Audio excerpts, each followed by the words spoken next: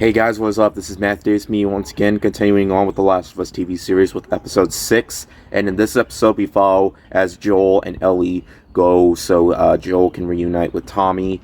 And from there, of course, if you play the game, you know exactly why Joel's going to Tommy's. Because basically, he doesn't feel like he can protect Ellie as they go to their way to the Fireflies. As in the episode, we see as Joel is struggling because of how old he is and how he's basically having health issues, and due to the fact that, of course, he lost his daughter and he couldn't save her. So from there, we get a very emotional glimpse about what happens during this entire thing, as we see Ellie find out about Joel's daughter, and of course Tommy and Joel have this really emotional conversation. Throughout the series, I'm comparing this a lot to the games when I really shouldn't be comparing that much to it, because while it has so many similarities and so many recreations, including one recreation of a famous scene that I will mention in a minute, I just feel like the show does so well with recreating certain things as well as showing its own original stuff or stuff that we haven't seen in the games was just so well. One thing I absolutely loved was how we got to see the town of Jackson and not just some, basically the town of Jackson wasn't in the game. The first game, at least. We didn't see it until the second game, so that was really cool. They're celebrating Christmas over in Jackson, so that's really cool to see, and the way it's detailed is just so well, excellently made with all the sets and the looks.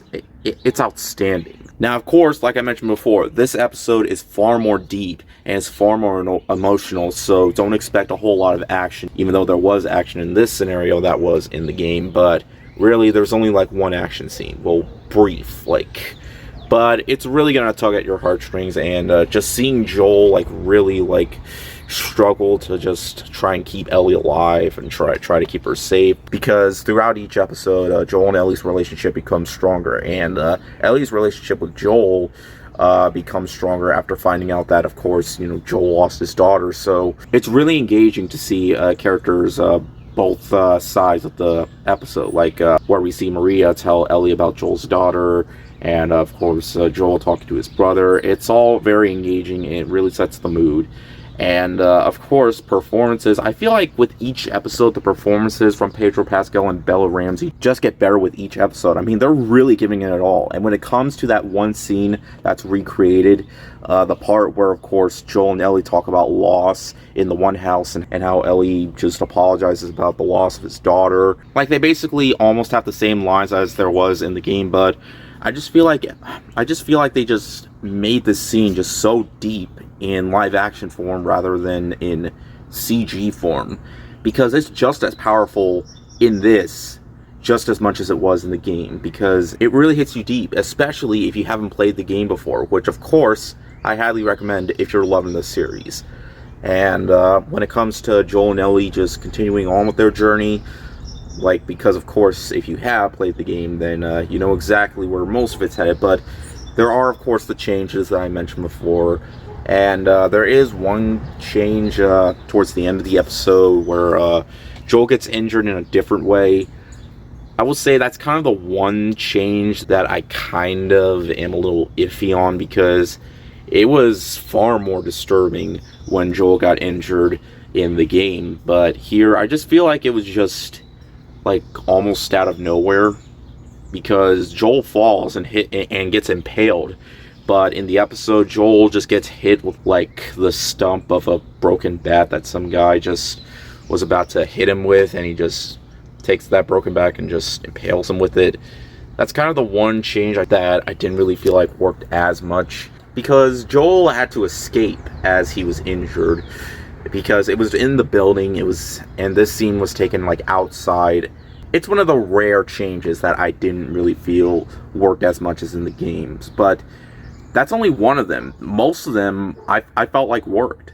And I know there's a dog barking in the background, but if it's my dog barking, then whatever.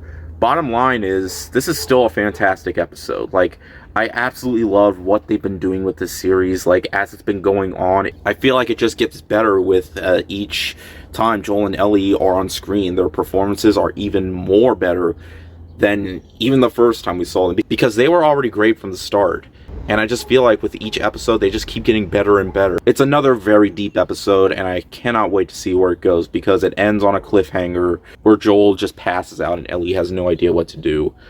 We might see a change to that, because there are a lot of changes to this, but like I said, they don't do anything to ruin the show. In fact, it's really engaging to see the changes they make, because they've mostly been really satisfying. And with this one, I can say I was really satisfied with most of what they did, despite that one change with Joel getting injured. Just 3 more episodes. I cannot wait to see where this entirely goes. So yeah, and we're still going to be getting season 2. So bottom line, this is one of the greatest video game adaptations ever. Could not recommend it enough. Anyways, thank you guys so much for watching, and I'll see you guys later. Ward out.